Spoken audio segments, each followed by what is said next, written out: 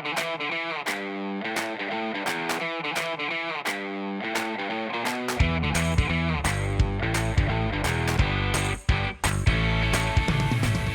welcome to another edition of the Regi and Rhoda podcast right here on the Press Play Podcast Network. A shout out, as always, to the man who makes this thing run, Dave Emmert, our outstanding producer. Without him, you wouldn't be able to listen to this. And we've got a lot to talk about today, Michael Regi. Since we last chatted, right? The Browns have opened up training camp. The Indians made 4 trades, and the Cavaliers have who they think is their future franchise superstar player, selecting Evan Mobley, 3rd overall in the NBA draft the other night. Why don't we start there with that, buddy? Yeah, a lot on the menu, Kenny, no question about that. And I think you and I both established the last time we were together when we discussed a Cavaliers draft preview that probably figured it's either going to be Jalen Green from the G League Ignite, right, the perimeter outstanding offensive player, or Evan Mobley. So when was it Houston took Jalen Green, I think that pretty much made it pretty clear where the Cavaliers were going to go. Ken, I'm okay with that. I like Mobley. I probably saw him play 4 games, full games in his freshman year at USC. I tell you what I do like about him with that size, and we know with young men coming into the league today, Kenny, or even kids that go out of high school, highly acclaimed into college, you know, playing the defensive end of the floor is never really a top priority, right? Yep. Well, this kid, this 6'11" kid with the 7'4", 7'5" wingspan, Kenny, he likes to protect the rim. He likes to go challenge shots. And it's something that in listening to him speak, it seems like he takes very seriously and wants to be an all-around player. So when I heard that, I'm like, okay, the bigs today in the game, right? I mean, it's more about the players like Jalen Green now. Guys, you got, and the Cavaliers going to have to get that at some point, Kenny. I still don't think they have that. I'd like to get your thoughts on it. They got to get a 6'6" to 6'8", either 2 or 3 that, I mean, can fill it up, for lack of a better way to say it. They still don't have that. If they're going to be to really contend at some point, they're going to have to get that too. But first things first, and yes, I'm okay with Mobley. I think he's going to be a real fine player. Going to be dynamic, though, with Jared Allen, assuming they're going to re-sign Allen, I think is going to be very, very interesting. You know, Allen's game, their games are kind of the same, quite frankly. So we'll see how that dynamic plays out. Well, here's the way I look at the terminal towers, if you will. All right, Jared Allen, I got you. And Evan Mobley, right? Yeah. I think the Cavaliers are going to wait and see if anybody offers to Jared Allen this season, because they placed the tender to him, right? So that means they can match any offer because he's a restricted free agent. If nobody offers Jared Allen, the Cavaliers don't have to sign him. They can let this season play out, Reg, and then he becomes an unrestricted free agent next year. So why not get a year's worth of those two playing together to see if it does work? Yep. And if it does, then by all means, you've got his bird rights. You lock him up and you go with the terminal towers. If for whatever reason you look at it and you say, you know what, it's not working the way we thought it would or we wanted it to work, maybe then you sign him and trade him at the end of the year for somebody who's looking for a bit. It's all about the big steel, Reg. I know it is, Coach Luke. And maybe you get that guy that you mentioned that they don't have, that 6'6" to 6'8" wing dominant player that can stroke it from distance, that can put it on the deck, take it to the hole, finish at the rim, and all of that. That's why I wanted Jalen Green. If I would have had the first overall pick in this draft, I would have selected Jalen Green over Cade Cunningham. That's how much I like Jalen Green's game. All right. Now, I would have been happy with either one of those, but unfortunately, they were picking 3rd, of course, and those were the first 2 picks in the draft. Right. That's better than picking 5th or 8th like they did a few years ago, and they still got a potential franchise player in Evan Mobley. I'm curious to see how he can create offense for himself. Can he do it at the NBA level? You're right. We know he's going to protect the rim, and he's going to be able to, D up some guards on the pick and roll game, right, in the pick and pop game. With his length, his athleticism. He was a soccer player. He had a growth spurt So early on, he was working as a guard forward more so than a center. So I'm hopeful that he's athletic enough that he'll be able to create. Oh boy. You hate to do the comps, the comparisons, but can he create a mid-range game a la Kevin Garnett, right? Garnett wasn't a great three-point shooter. I don't think he's going to be able to step out like AD Anthony Davis now and shoot the three. But if I can get that Kevin Garnett offensive game back to the basket, great footwork, as well as that step out 15-foot mid-range jumper to go along with that defense, I'd be okay with that. So the comps with him are defensively, he's like Anthony Davis. Offensively, he's like Chris Bosh. Yes. Well, if I can get that combination, yes, I'll take Sign that. us up, right? Exactly. But can you? That's the question. So I thought it was the right move as opposed to trading down. I give Kobe Altman. I'm not a big fan of Kobe Altman's, but I give him credit for not trading down because I think there's a drop off after those three, even though Jalen Suggs is going to be a hell of an NBA player in my opinion. Yes, he is. Oh yeah, I'm with you. Yes, right? He is. But on this team, you already have that. And it looks like, as of now anyways, they're keeping Sexton and Darius Garland. So no room for Jalen Suggs on this team. So I was happy that they kept the pick at 3 and they took Mobley. Now let's see what they can do with either trades or with that mid-level exception to go get that shooter, that wing scorer that they currently don't have, because Okoro isn't going to be a 3 threat for another 3 to 5 years, in my opinion, if that develops at all. And I'm exactly with you on that. We've talked about Isaac Okoro, and again, right now, and I know in the last couple of weeks of the season, he started to perform a little bit better offensively and shot the ball a little bit better. But you're right. Again, his forte is playing defensively, and then that's fine. Now the Cavaliers have a couple of young guys again who embrace the defensive end of the floor. Oh, sure, you need it. It's good. But the big thing too, Kenny, now for Evan Mobley, development, right? How is this staff going to look to best develop him? Because his offensive game right now, he's an efficient passer. I don't know if you've seen some of that, Kenny. He passes the ball very, very well. So can they devise some part of their offense where he starts in that 15 to 18-foot range and maybe he gets the ball there, faces up, and then again, then you make him a triple threat guy, right? Hopefully at some point. I think he's going to be more that than Kenny, and then he is a guy that you're going to see with his back down on the block and going to him that way, like, say, we've just saw through the NBA Finals with young DeAndre Ayton of Phoenix. He's not that kind of player. And will he develop? I don't know. I didn't even try to develop into that kind of player. That's kind of a dinosaur now in the NBA, right? So I think development, creativity, and philosophically, I mean, what you ask this young man to do is going to be very, very important for this Cavalier organization. The knock on him or the weaknesses on him, the warts, right? If you're nitpicking, right? You're looking at the strengths and the weaknesses. We talked about, defense, offensive rebounding, athleticism, transition. He can do all that, okay? The knocks on him are, is he nasty enough? Does he play all 48 minutes or, play hard for the 35 that he's going to be in the game, right? And how is he going to create some offense? Those are the 3 areas I think that people are questioning with him. But hopefully, he can, maybe after he gets pushed around and has those welcome to the NBA moments for rookies that, he will have, that will come out. I hear he's a hard worker. He's a leader by example. He's not a rah-rah guy.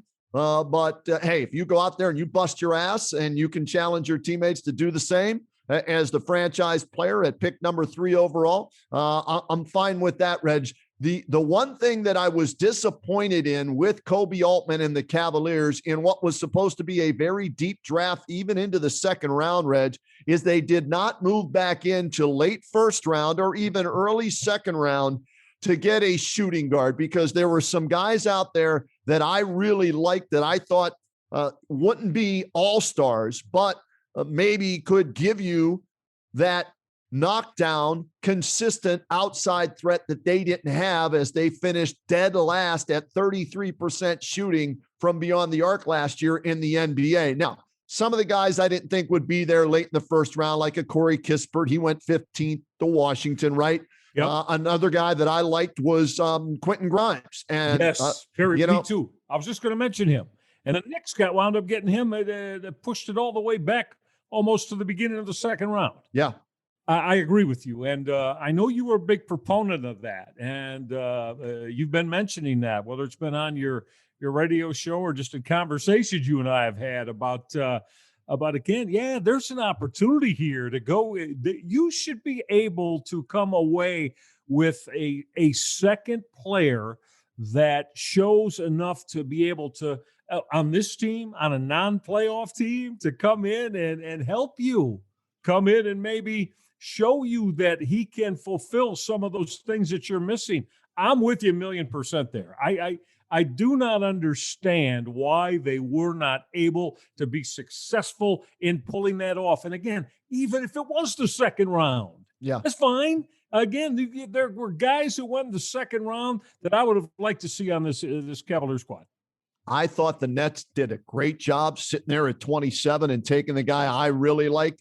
Yeah, he's a volume scorer, but he's a scorer, can knock it down from the parking lot. That's Cam Thomas out of LSU. I think he's going to help the Nets. Another guy that I liked in the second round, and Ryan Blake turned me on to him. He's the lead scout for the National Basketball Association. His dad, Marty Blake, of course, was in the same role and was the GM, I think, of either the Hawks or the Rockets. Hawks, okay. Yep. And so Marty Blake said best shooter in the draft, in my opinion, was Joe Wieskamp.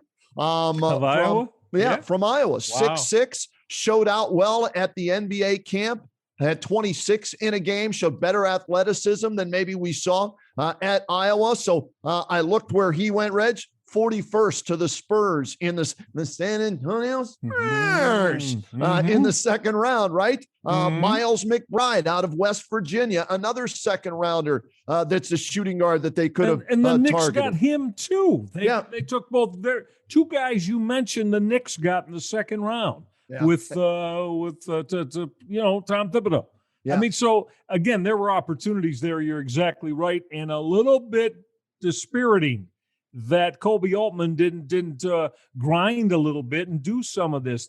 This stuff with, you know what, Kenny? I'm to the point now in the end, I would trade every pick I got for the next 5-7 years if I had to. Hell, if I had a second first round choice, I'd probably, that was in the high teens, 20s, potentially. I'd move that to, listen, you got to have guys now. This stuff about continuing, how long are you going to last and wait on a rebuild?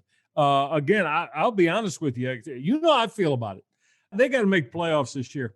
Yep. They got to make the playoffs. Or to me, you better start taking, or something's wrong now. Something's wrong. This will be year 4, will it not? Yes. Year 4. And if you don't make it, you better be damn well right there to make it on the last couple of nights. I'm not talking about winning the championship or competing right now. But yes, it's important. Before you do that, you're going to have to be a playoff team for a few years. Well, let's go. I mean, again, how about year 4? Year 4 right now. That's in this day and age of sports, pro sports, that's long enough. That's beyond long enough. You got to get it done. Play-in tournament has been renewed. I expect nothing less than the play-in tournament from the Cavaliers this year. My expectations start right there to be that 8, 9, 10 to at least have a chance to play into the playoffs this year. They went 22-50 last year, right? Yep. So we're looking at, for that to happen, Reg, probably a 13 to 15 game improvement, at least. To 35, 37 wins in that neighborhood to be that play-in team. That's what I'm expecting from this team. And for me, Reg, and Kevin Love, he was on the Olympic team, then he got cut or he quit or his calf was bothered, whatever the hell it was. If I'm the Cavaliers and I can't move him this offseason, I go to him and I say, look, you're coming off the bench for us, whether you like it or not, accept it, because we're going with Garland, Sexton, Okoro, Mobley, and Allen. And we're bringing you and Ricky Rubio, who they traded for just a couple of nights ago, right? Larry Nance Jr., and whoever else maybe they acquire this offseason. We're going to bring those guys off the bench. You've got to go with those young guys and then blend in those veteran guys to help. Whether or not Kevin Love can help, I have no idea. Can he stay healthy? Can he get on the floor for more than 3-4 games at a time and then miss 6 weeks? I don't know. But I'm sorry, I'm not starting Kevin Love. If I draft Mobley 3rd overall, he's starting at the power forward. Jared Allen's starting at the center for me. And if I keep Sexton and Garland together, they're both starting. And Okoro's your 3. I don't know how you feel. Yeah, more than likely. I mean, those are your guys. Do you think that, remember Ricky Rubio and Kevin Love, and I know it's, you got to have that veteran point guard backup. Of course. I mean, sure, you do. And Rubio in that role is a good one.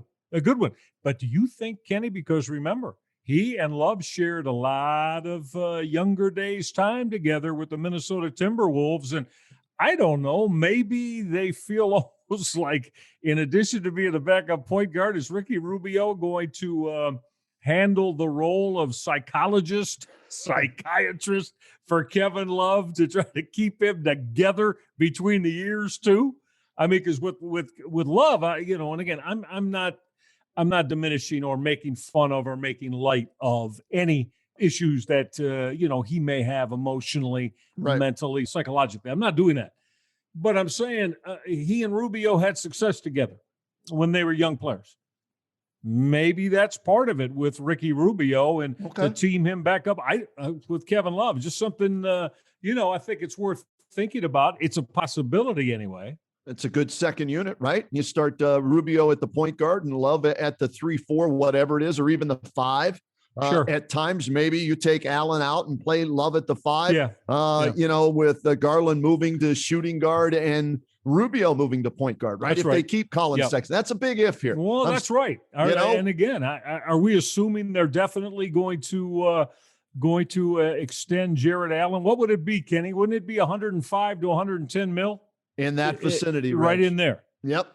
Yeah. So, I mean, if they do that, then yeah, man, you got to hope that Kevin Love, I mean, can he give you 65, 70 games and play 18 to 22 minutes a night and maybe give you 10, 12 points and some veteran leadership? Can he realistically? That's all I'm looking for, expecting out of the man.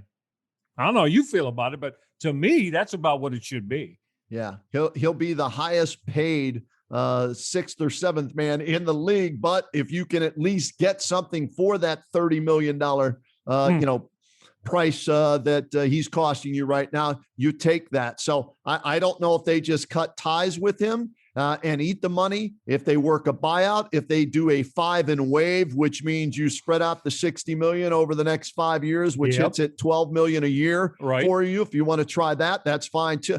I'm not sure. Is it damaged beyond repair, I guess, is the question I have with Kevin Love and his teammates and the organization. That along with Colin Sexton are the two things between now and the start of the season, I think, we need to find out from the Cavaliers. That's a huge question.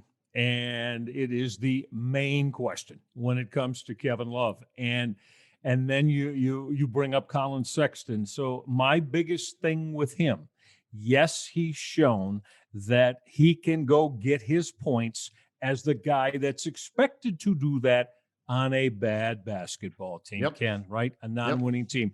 And you and I go back to all of our times together. We've talked about this with various players. How does all of that equate to when we're talking about a playoff type team, an above 500 team, when maybe Colin Sexton now is the focus of the opponent's defensive presence that night? Does it all equate? There's another big question. I don't know. I'm not 100% sure that I can say, oh, yeah, he's going to be fine. He'll do that when the team's a winning team. I don't know that yet.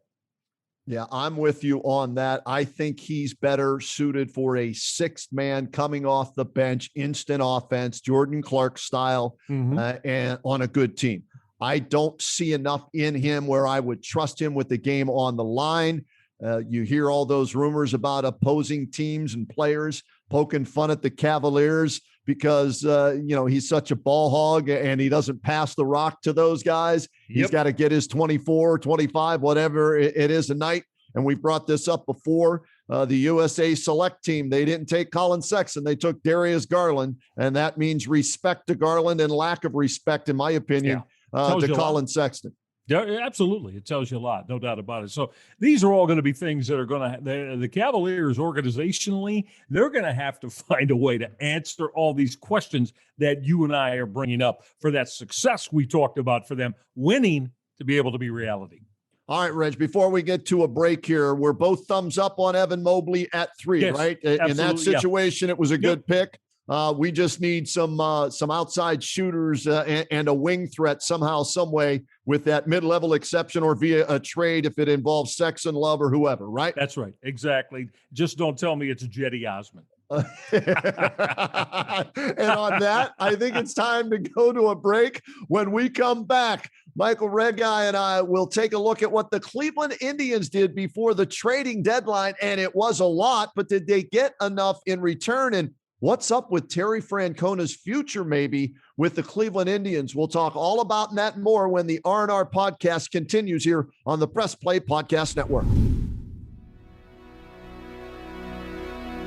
Hey, everybody, it's Sam Amico from Cavs on the Break NBA podcast. Be sure to give us a listen for all your Cleveland Cavaliers recaps, analysis, breakdowns, draft talk, free agency. The list goes on and on. Give us a listen, Cavs on the Break NBA podcast.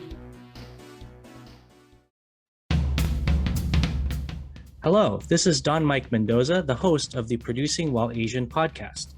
Join us to listen in on conversations with everyone who identify from producers to non-producers who all are part of the AAPI community. There's all that and more on the Producing While Asian podcast here on the Press Play Podcast Network. Hey, it's JD from the Hyman Podcast. I created this podcast to have hard conversations. Conversations that make us human but are also wildly uncomfortable. Conversations that help give voice to the voiceless and to the marginalized. Now you can listen to the entire first season on Apple Podcasts, Spotify, or wherever you get your podcasts from. Consider this your personal invitation to join the conversation. And we continue with the Regai and Rhoda podcast. Thanks for joining us once again. Shout out to all of our followers, listeners. We appreciate you more than you know. We're going to keep it real like we always have for you. We talked Cavaliers. We like the Mobley pick, but they got a lot to do yet to get better. Now we move on to the Cleveland Indians, who did a lot, but did they do enough, Michael Regai? And was it the right decision before the trading deadline of July 30th to make not one, not two, I sound like LeBron, not two, not three, but 4 trades before the trading deadline when they were only 4 or 5 games out in the wild card? I'll get your thoughts on the moves they made, and was it the right direction to go in for that organization? Yeah, Kenny, another interesting conundrum here, because I think Chris Antonetti is going to tell you, right, oh, yeah, we don't know. We're not waving the white flag. We still think, well, here's the deal, okay? There's about 60 baseball games to play as we record this. You're 9 games out in the division. I'm saying that's done. You just said it. We're talking about the wild card. You're not catching the Chicago White Sox to win the division in the AL Central. So now you're talking about a wild card where Kenny, the way I look, one wild card, can we agree, is either going to be the Boston Red Sox or the Tampa Bay Rays. Right. The team that does not win the AL East, right? They're one for sure. Now, right now, the Oakland A's are in that, what would be that second wild card position. Because remember, this year, it's going back to, 5 in each league, right? You got the 3 division winners and 2 wild cards. But right now, that's Tampa and Oakland. So, you're going to have to find a way there. Kenny, you can move all you want and come up with the deals you want. I do like Miles Straw. I'm sure a lot of Indian fans haven't seen too much of him. He's a member of the Houston Astros and has been playing a lot of center field for them. Excellent defender, go into gaps and take doubles away. I mean, he's very good like that. Not a power bat at all. He's a line drive hitter that can run. And it's probably, did I hear, who was it the other day? Was it Antonetti? He's going to be our leadoff hitter. Yes. Well, Center good. fielder, Good. leadoff. Yeah. Well, it's good because you need one of those. You don't have one. Right. You don't have one on this team. So Right. that's a solid thing. But Kenny, again, you pointed out actually, and you're so right. You made me laugh actually, and we were Kenny and I were texting. They love their college pitching arms, don't they? Yes, they do. What and do I have this number right at the just completed draft? The 18 of their selections were pitchers. I believe it was 18 out of 20. Yes. So you do the math on that. That's let's see, that's 90% of their draft picks were pitchers.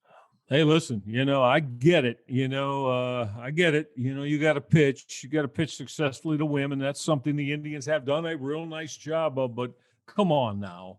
I mean, now there's two more arms. What are these? Peyton Battenfield, right? Yes. Right-handed pitcher. He came in one of those deals, and then Connor Pilkington, the lefty. Yes. Now they're starters, right? What are they? As of now, yes. they're High starters. single A, double A starters. I know they've moved recently. Pilkington was moved up to double A. All right. Battenfield, I'm not 100% sure on, but of the two that I've researched and been told that there's more upside for Battenfield than there is for Pilkington. So they're both, let's say, single A to double A guys right now as prospects. So then you're looking at, if everything goes right, let's even say they're just beginning guys in double A. The baseball yardstick will take about 3 years. Then that's if everything goes right. 3 years before either one of them could be realistically projected as a member of the starting rotation here with the big league club. So, but again, this is what the Indians do. And they've done a good job with that, with their pitching. No question about it. It's the best thing they've done. And as we're seeing right now without Bieber and Savali, you see what's happened there. They've been able to, when you say hang in, as we record this, they're a 50 and 5,500 baseball team. Yep. And they're not going to win a division. And again, listen, I am not, but I think this is a fact. I mean, the Indians have, now you put the Indians in the American League East or the American League West the last few years, Kenny. I think we've got to August a couple of times saying, I don't know, man, it's going to be tough to make the wild card because you're not going to win a division. Right. So they have benefited from the American League Central. The most ardent Indian supporter can't tell me otherwise. You can't tell me that this team was in the East or the West, that there would have been this many playoff appearances here. There wouldn't have been. So that's fine. So you do what you do. And you go, and then their deal is getting it done through pitching, right, Kenny? But fine. But man, to me right now, and this is with Ramirez and with Reyes, you need two more quality, run-producing, productive bats that you feel good about in this lineup every day. And until they get that, I think you're talking about the rest of the American League. Or being able to beat Boston, Tampa, the Yankees, Oakland, that stuff's Houston. That's a pipe dream. That's a pipe dream. Reg, here's what I will say about the moves they made. I agreed with all four of them because Cesar Hernandez, Eddie Rosario, Phil Maton, and Jordan Luplow weren't going to be a part of the future of this team, right? Agreed. So anything that they could get for them, because I believe all of them were on one-year deals, right? Anything they could get for them, that's good. They added two minor league pitching prospects, and for right now, at least anyways, a starting center fielder in Miles Straw, who was the starting center fielder for the Houston Astros. Right. Okay. Yeah. So I like that they at least got something for guys that they weren't going to re-sign at the end of the year. So why not trade them? And the Dolans, they want to save money, especially, after what happened last year. They said they lost tens of millions of dollars because of the pandemic last year. I'm going to roughly say in these moves, Reg, they saved about $4 million there. So that means a lot to the Dolans. When I look at what they got, Miles Straw, and this is a reach, Reg, but I'm keeping my fingers crossed on this. You remember the last time the Indians traded a catcher to the Houston Astros for a defensive, speedy leadoff center fielder? Yeah. Got to go back to 1991, and it was Eddie Taubensee and Willie Blair, and I'll get to my Willie Blair story here in a second, for one Kenny Lofton, okay? That's right. if Miles Straw can be 60% of Kenny Lofton, I will take that in a deal of this magnitude where it's Phil Maton and Yenner Diaz, who was a single A catcher that wasn't going to make it up here because they've got the Naylor kid, is supposed to be the catcher of the future. So what I hear about Straw is leadoff hitter. He was second in the AL in stolen bases with 17. Great speed in the outfield, gap-to-gap coverage. Will be the leader of that outfield. A singles hitter, not going to hit for power, but they hope that the average can come up and his on-base percentage gets better. That's what you want at the top of the lineup, in my opinion, anyway. That's fine. You don't need a Carlos Santana hitting leadoff, right? Or a Jordan Luplow hitting leadoff. No. So hopefully this improves their defense in center field. I don't know if you saw the home run in last night's game against the White Sox that was very like Jose Canseco. It didn't hit off their heads, but it hit off their gloves, Zimmer and Johnson, and it went over the fence, right? So hopefully they shore up center field at least defensively and the leadoff spot. Whether this kid turns out to be an all-star, Miles Straw or not, I don't know. But like you, they still need the two other corner spots, right? Left field, right field. They've got to get production offensively from those two spots. That is their biggest weakness. For as good as they are, and they are good at developing young pitchers, they suck at developing outfielders, drafting outfielders, trading for outfielders. Eddie Rosario was a disappointment, and I'm surprised because he's hurt. They even were able to trade him, but they were. But they haven't developed an outfielder from their own draft since Manny Ramirez. Right. And then you've got to go to a trade in Michael Brantley. Those are the last two outfielders that have been worth a damn for the Cleveland Indians. And so that is something that Antonetti and Chernoff and that organization needs to find a way to do, or they're going to be looking up at teams in the near future, regardless of the pitching. You're so right. And think about that. That's going back 30 years to Manny Ramirez now. Yeah, Mickey White drafted him. Remember that? That's right. Yep, and that's correct. Out of the Bronx in New York City, a high school kid, and that became one of the most prodigious right-handed hitters in Major League Baseball history. Fine, nobody's expecting that again, but you're so right. I mean, they just do not seem to be able to find the handle on. I don't know what it is. If they're so pitching centric, Kenny, that they just don't know what. I mean, I'm kind of being facetious, right? But when they're looking at all of these top high school hitters, position players, college hitters, position players, what are they basing their scouting on there?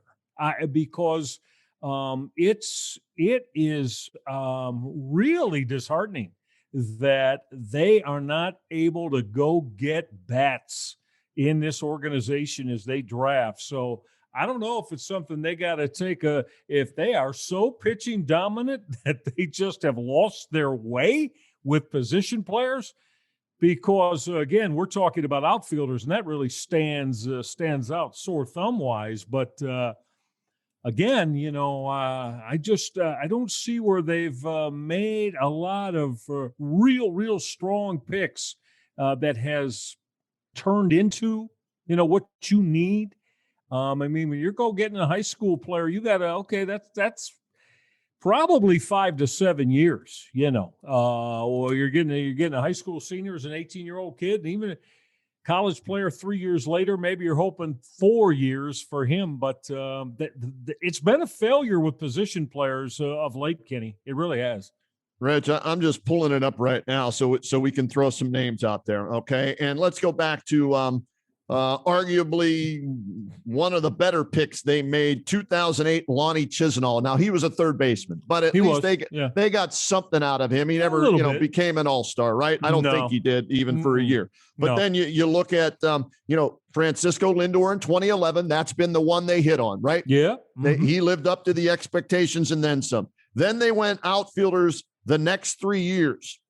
Tyler Naquin, injury prone with the Indians, having a decent year with the Cincinnati Reds, but never an all-star caliber guy. Major leaguer, what you would expect. Clint Frazier, a lot of potential, was in that Andrew Miller trade. Hasn't caught on with the Yankees. He's been in and out of their lineup, right? So that didn't work out.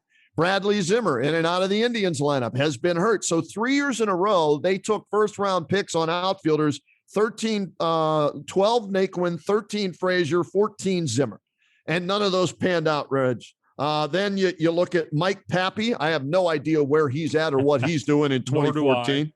He was an additional Will Benson. They picked in 2016. Couldn't tell you where he's at or what he's doing. Let's see. Anybody else in the up? No. So the guys they have taken a shot on in the first round have not worked out.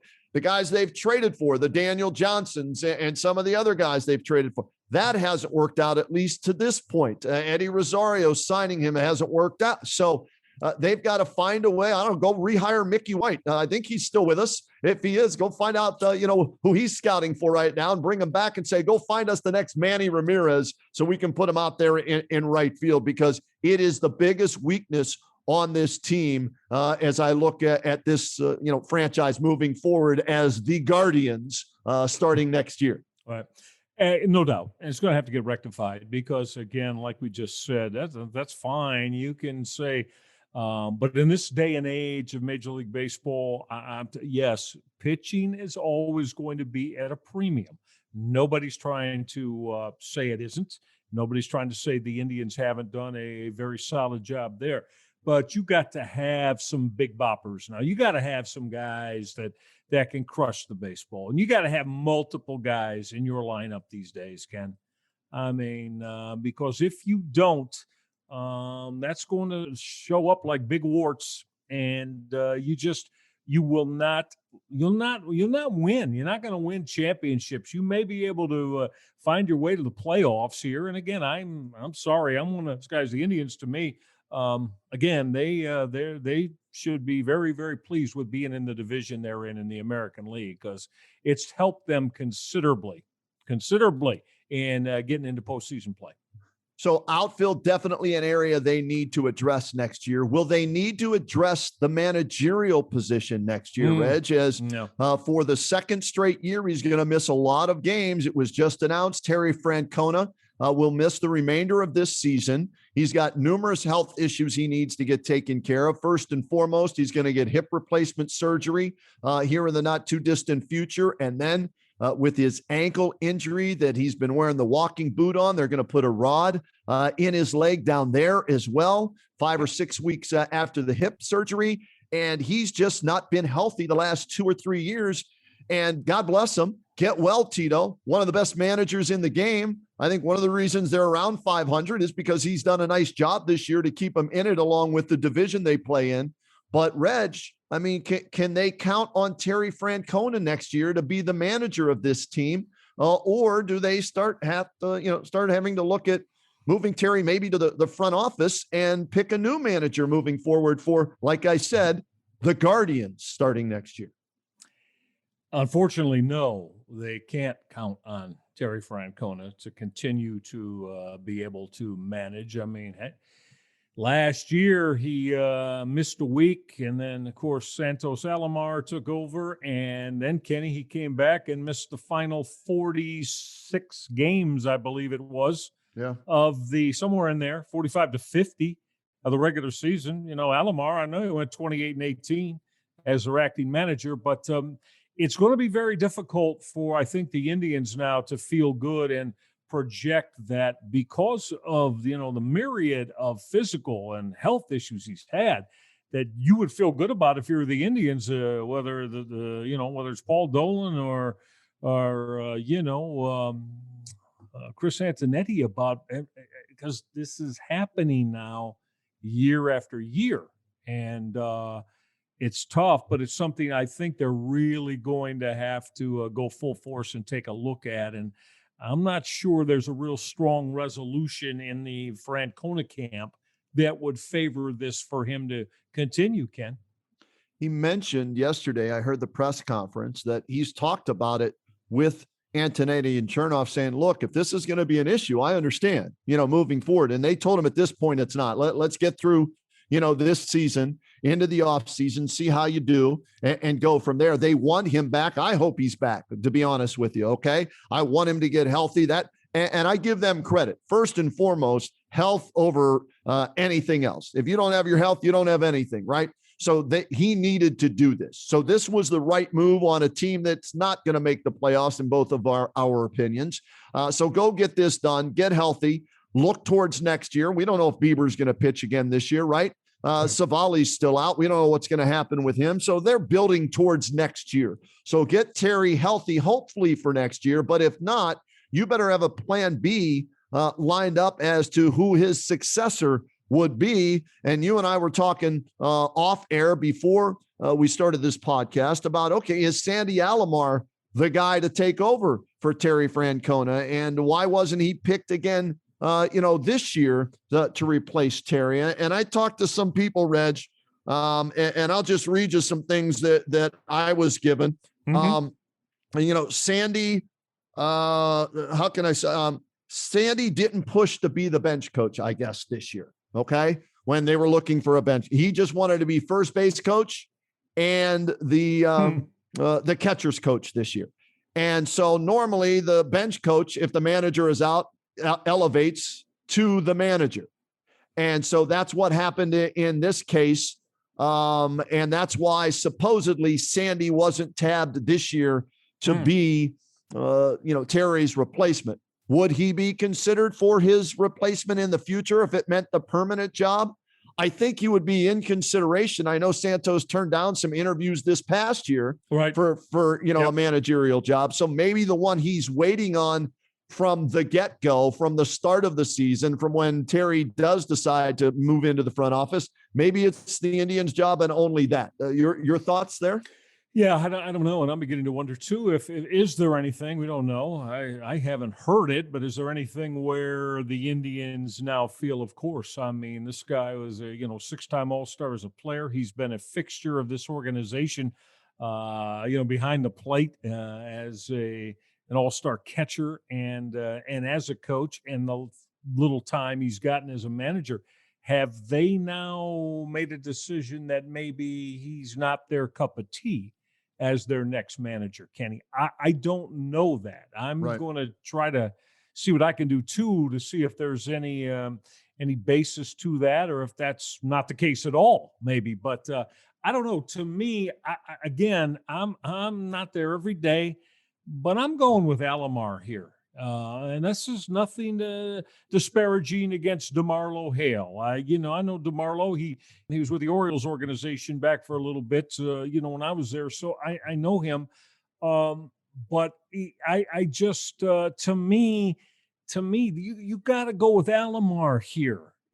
Again, you got to go with Alomar. I'm assuming if you believe or substantially feel he's managerial material. And that's why I say, Kenny, maybe they don't. I think Santos wants this job, and it's at the top of his list. How long is he willing to wait? I don't know. And we've seen this now numerous times with Terry Francona missing games. Yeah. Sandy is, what's the best way to put this? Sandy doesn't like the politics of baseball. He just wants to manage. You know what I mean? He's a baseball guy, and there's a lot of politics that go in to being a manager. So maybe that has something to do with it as well. We'll have to wait and see. But our point, I think, here in discussing this is we hope Terry gets healthy. We hope he's back. But if you're Antonetti, Chernoff, the Dolans, you better have somebody in mind if Terry can't do it next year. And I would think Sandy would be on that short list or at the top of that short list, but we don't know for sure, right? Nope, don't know. And that's what, both Kenny and I will try to get a handle on and see maybe if we can come up with a little bit more for the next time we get together. All right, let's do this, Reg. We'll get our final break in because we can't do an R&R podcast without talking about the Cleveland Browns as we're into August and training camp is underway, right? They've already started. Mm-hmm. They're ready to rock and roll, and people are talking AFC Championship game. People are talking Super Bowl. So when we come back, we'll give you our thoughts on how far this team might go and what has to happen for them maybe to make those strides. That's next on the R&R podcast.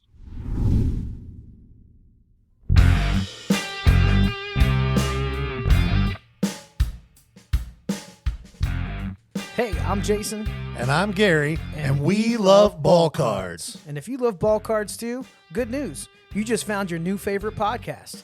From breaks to grading, And from collecting to flipping, join us on the Ball Card Show. the sports podcast for the sports collector.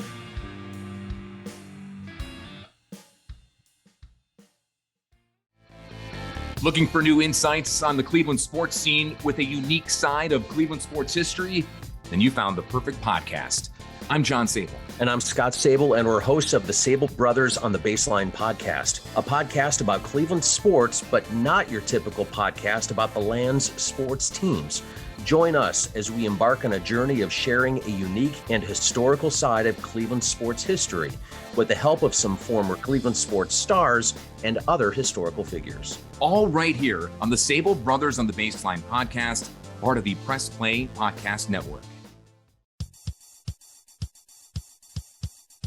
Hey there, this is Brent Spillin, co-host of a Swingin' a Tribe MLB podcast. Listen, we're just a couple of fans who love to talk everything Cleveland Indians baseball. If you're a fan like us, then this is the podcast for you. Go Tribe.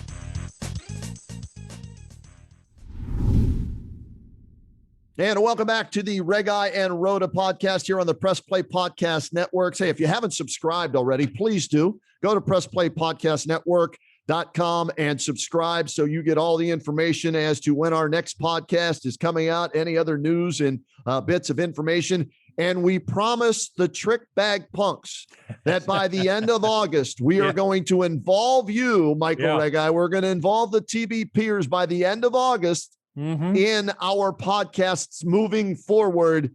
It is coming. Just be patient. What do they say? Patience is a virtue, TBPers, right? Yeah. And what could be better than in conjunction with the beginning of the NFL campaign and college football too, Kenny? So that's when the TBPers always did their finest work. Anyway, so we'll marry them up with the start of the football season, right? So save your equipment for about a month from now, TBPers, and then we'll get into that with you, and we'll tell you how coming up shortly on the R&R podcast. But Michael, Browns camp underway.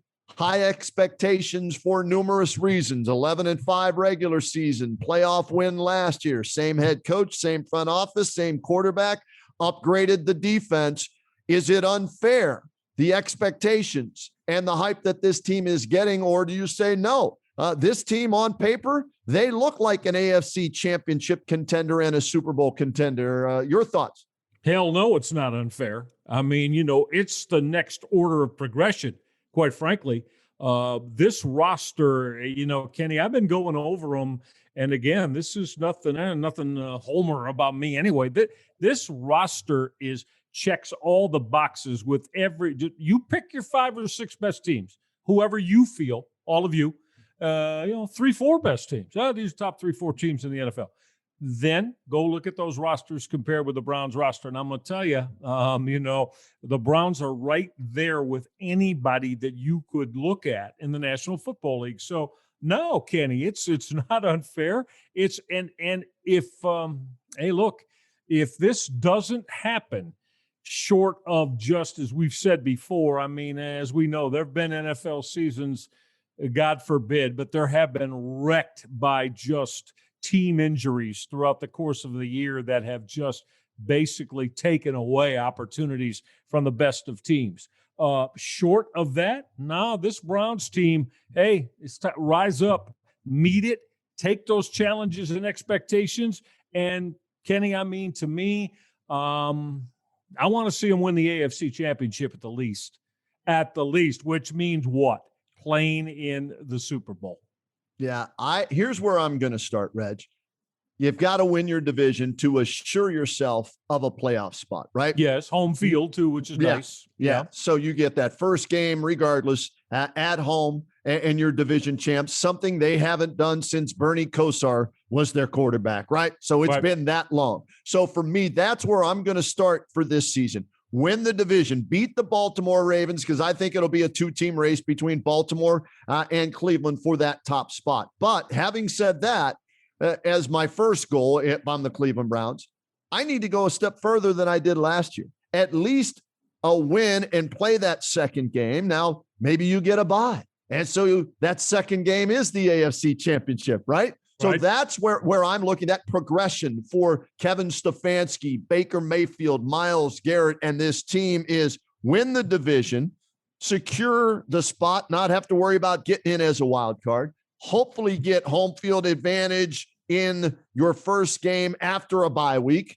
And then if you win one time, you're playing for the right to go to the Super Bowl. So for me, those are my goals. Division win, bye, win a playoff game, get to the AFC Championship game, and then see what happens. I think we all still agree that the road to the Super Bowl in the AFC still goes through Andy Reid, Patrick Mahomes, and Kansas City, right? Is that fair? That's fair. Yeah. Okay. Yeah, that's fair. But I think it's the Browns, the Bills, and the Ravens in that order. And other people may adjust it differently, but those three teams as the three that can challenge the Chiefs to get to the Super Bowl and keep Kansas City from being back there. With you. Absolutely there with you on that. Now, we know also the NFL can, bring you a surprise and a team can rise up that everybody's, well, yeah, you can see they're coming, but they're not ready yet. And then they come out and boom, it happens. And they put together the fabulous run. I don't know. Right now, I want to wait and see if a little bit more, we get a couple more weeks deep into Kenny, how a roster finalizes and what have you. And if other teams make moves. But yeah, those four, that's right. That's it. And there's no reason that those other three who are, very strong organizations and have very good rosters like we were just talking about, but there's no reason that the Cleveland Browns can't be of the mindset. Again, it's what's necessary. It's what needed. Now, can they handle it? Now we're talking about, I know that roster is sweet. That roster is there. I know physically that they've got what absolutely everything necessary to win big in the NFL. Now, I don't know. Does it come down to what's between the ears and how they handle all this? And when there is that first adversity or a loss that was a particularly painful loss, Kenny, and we know that happens to virtually everybody. You just hope, my God, the wheels can't come off now when that happens. You got to be too good. You got to be above that. You got to be at a higher level now, given what you accomplished last year. I feel good that they are, Ken. I really do. I look at it like you do on paper, especially defensively, and that's where they needed to get better. And they knew that. They spent last year working on the offense, right? Mm-hmm. We got the bookend tackles last year, and Conklin on the right side, drafted Jedrick Wills to protect what we think will be the franchise quarterback in Baker Mayfield. So they spent the money and the moves on the offense. This year, they spent the money and the moves on the defensive side of the ball. You bring in, what you think will be the bookend pass rusher and Jadeveon Clowney now with Myles Garrett. You go out in free agency and pick up Anthony Walker, a linebacker, which you were awful at last year at linebacker. He's a veteran. I don't think he's an all-pro, but he's better than what you had. You were getting some guys back health-wise in the secondary, but you still had to upgrade there because you can't count on Denzel Ward or Greedy Williams playing all 17 games now. So you went out in that first round and you picked up Greg Newsome out of Northwestern, who probably is going to be the opening day starter, or at least, your nickel guy to start the season. If Greedy Williams can stay healthy, we'll see. That's a good battle to watch in camp. And then you added John Johnson. That to guy. Me, that's it. Yes, that's the one that I think could have the biggest impact on this team this year of all the players, right, Reg, that they've acquired in the offseason. For me, on the back end of that defense, John Johnson III, that's the guy that I think could help this defense become, I won't say elite, but above average in the NFL. You're going to love him, Browns fans. I really think you are going to take to him very quickly. I mean, this guy is not only is a leader and smart, but he's tough. He hits. He's disruptive. He can play around the line of scrimmage. He's excellent in coverage. Everything I think you want. If there was a guy I could have selected to come and play this back end of the position defensively for the Browns, John Johnson to be right there in that grouping. Just a very, very strong football player. So excited about what he's going to bring, Kenny. And sure, I'm with you on that. They don't have to go up into, and nobody's expecting, and you probably won't anyway. Nobody's expecting them to get up into, top 5. They're not going to do that. But Kenny, they need to be able, like we talk about all the time, and you can't expect to have to win games 38-35 every Sunday, right? I mean, I want to see this defense, solidify themselves, be a little angrier, be a defense that can, assert their presence when it's needed. We didn't see enough of that last year, and Andrew Berry went out and made the necessary moves to try to get that fixed. And so we're expecting, yes, that's going to, if they can take the same type of moves that the offensive unit did last year, I think they're going to be in a real good position.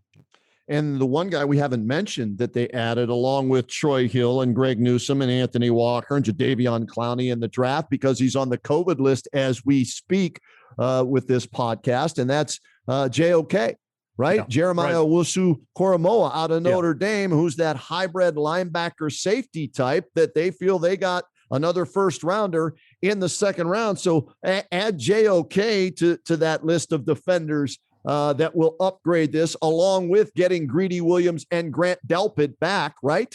Yes. So there's no reason why Joe Woods and this defense can't be a top 15 or a top 10 defense based on the players they have on that roster on paper. And that's what we're expecting. And Joe Woods, I'm glad you brought him up, because that's going to, philosophy, scheme, how he feels some of those individuals we just mentioned, and again, are all these guys 3-down guys, Ken? Are some of them better suited to be a specialist, so to speak? Maybe as a cover guy, better in first down, second down than he is in that third down pass. So, all of this, we have to see how it plays out. And that's where Joe Woods is going to be the guy that's Xing and Oing this thing and masterminding it. But you just went through it. I certainly like all the pieces that he has at his availability much better. And yes, it would help. A couple of those guys got to stay healthy now. A couple of those guys, Denzel, Mr. Ward, this means you. This 11, 12 games a year, come on now. Got to find a way. I guess he gained about 8 to 10 pounds this year. That's what we're he hearing. Really went after it and got bigger. And because I think there's times in his Browns career he's played in the 170 pound area, in that 175. So Denzel's a terrific player. Got to keep him on the football field, Ken, for him to bring to the Browns what everybody wants that to be. Let's add a couple of other guys. We don't want to forget that they picked up defensively. Malik Jackson, yes, Tarek McKinley, right, McKinley. And then Tommy Togiai in the 4th round out of Ohio State as that nose guy, that defensive tackle to push Jordan Elliott and Andrew Billings. Andrew Billings up front. Is correct. So, a lot of new faces. May take a while for that defense to gel, get coming together, because you're looking at 7, 8, maybe 9 new starters, from last year. Mm-hmm. But the talent is there. No excuses for that defense to be as porous as they were last year. Zendejo is not going to get beat. He ain't getting beat, right? No way. So that's good. I hope he's not even on the roster. Now, special teams wise, we'll see, what happens there with Cody Parkey. Not a good start to training camp. 1 for 5. Nice job, you effing kicker. But we'll see how that plays out, with the Brownies. One last thing with the Browns, Reg. We talk, Baker Mayfield, this important year for him. Contract obviously is hanging over his head and the Browns front office's head, right? They get something done before the season? Do they wait to see how he plays through the first 8 games of the season? Do they wait till after the season? Because they really don't have to rush. They already picked up his 5th year. If they don't do something, does that will he harbor ill feelings towards the Browns, he and his agents, if they don't pick up or extend his contract? Or are they waiting for Lamar Jackson maybe to get a contract and base it off of that and see where it goes from there. There you go. And that's the unknown. Now, Baker's saying all the right things, correct? He's saying all the right things. Hey, listen, I'm not even worried about that. We're going to go focus on winning, take ourselves further than we were a year ago, and then all that'll take care of itself. Well, of course, that's what most, high-level quarterbacks in the National Football League are always going to tell you. But again, you just don't know, because Kenny, I don't know about you, but I feel, and maybe it's the vocal minority, right? I still feel, and I'm not saying this is within the organization, but I think you know it too. I bet you get it on your daily radio show on WHBC. Listen, there are many, to me, that feel like the guy's not a franchise quarterback. That guy, I don't want them to, align themselves with him right now as the franchise quarterback. I don't know yet. I don't know if he can win a championship. How do you feel? I mean, do you feel that's just, again, that's more fandom, or is there maybe something a little bit to that with regard to, and again, the Browns aren't going to say that. I think the Browns do like Baker, but they want to see more in year 4 for him, and be better and get better at some of the facets of the game that again, he still needs work with. I'm not ready at this point to give him $40 million a year. He hasn't shown enough for me to give him $40 million a year, or even $35 million a year. Now, if the Browns are a little weary that if he does go out and play well, that number could be 40, 41, 42 a year. And it could. And it could, right? Yeah. And maybe you want to, not have to pay that much. So you give him 30, 31 and see if he takes that now. Yep. Okay, I get that. That's definitely something you have to consider. But for me, if I'm just looking at it for the future, show me this year. Yeah. Okay, this is year 2 in this offense with this head coach. You're getting OBJ back. The offensive line is the best in football, best running back tandem in all of football. Nice group of tight end. You got everything you need, right? And you did well last year when OBJ went down, and you led us to the playoffs and our first playoff win since Belichick in 94, right? So that's continue on that trajectory. Show me that is who you are and not have a setback like you did in year 2. So I need to see it maybe through the first 8 or 9 games. And then if, they're 7-2 or 8-1 or hey, then, okay. Then you start talking about extending him and paying him that ungodly sum of 35 to 40 million per over multiple years. And you lock him up as the franchise quarterback. So show me the money. If that's Baker's motto right now, I'm going to say, show me the trajectory and the consistency from what we saw in the second half of last year, Baker, and then I'll show you the money. That's the business side of it, right? And that's fair. But as we know, the business side of it and the actual playing, the sports side of it, and the way that is affected now by what pro sports are, agents, the contracts that many people feel are outrageous. That's a whole different deal now, right? So we don't know how Baker is going to respond to that. Again, does he say, feel like you guys don't believe in me? Come on now. I'm not going to sign that kind of deal. And yes, it is true. Now, if he comes out and has a huge year and this Browns team does what we want, I'm saying, 40 mil is a starting point, Ken. And the Browns, they got to understand that and know that. And then if that happens, then they're locked. The Browns, then they, what are you going to do now? Not pay him?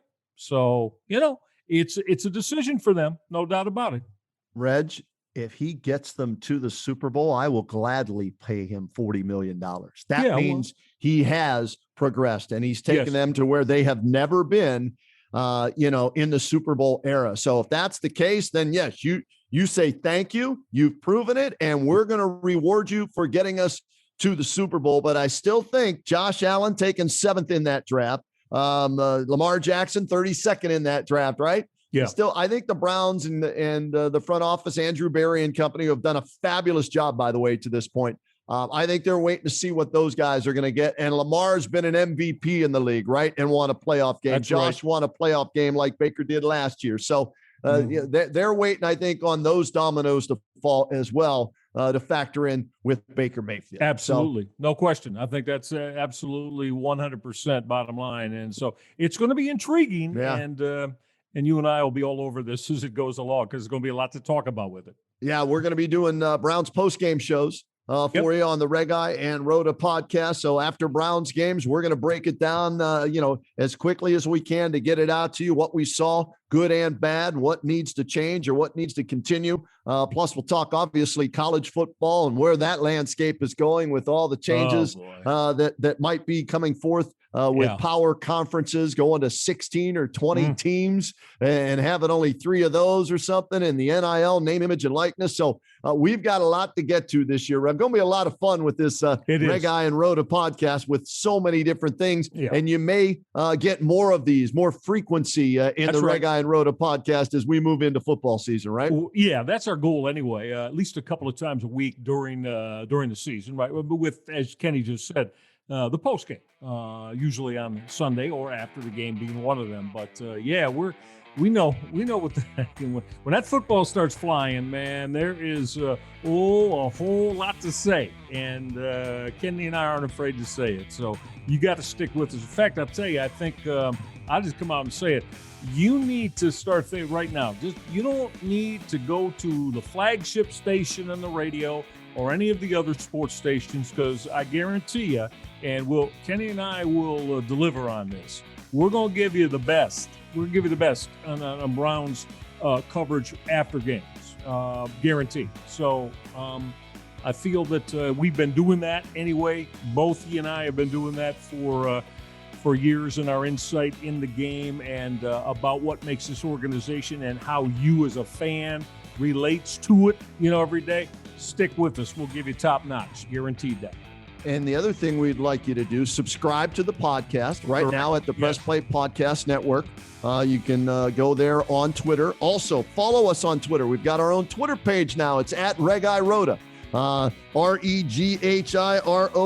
We've got our own Twitter page, or you can follow Michael as well on his Twitter page at Michael Regai, at the Kenny Rhoda for the latest information. But subscribe, lock it in. That way, anytime something happens with us, you get a notice, and then you can download that sucker right when we put it out there, courtesy of our outstanding producer, Dave Emmert. And then you're ready to catch up on everything that's happened in the world of sports locally and nationally with R&R here on the Press Play Podcast Network. Reg, always a pleasure, my friend. Yes, we'll sir. do this again real soon, and football season will be here. We're going to have a blast covering it all year long.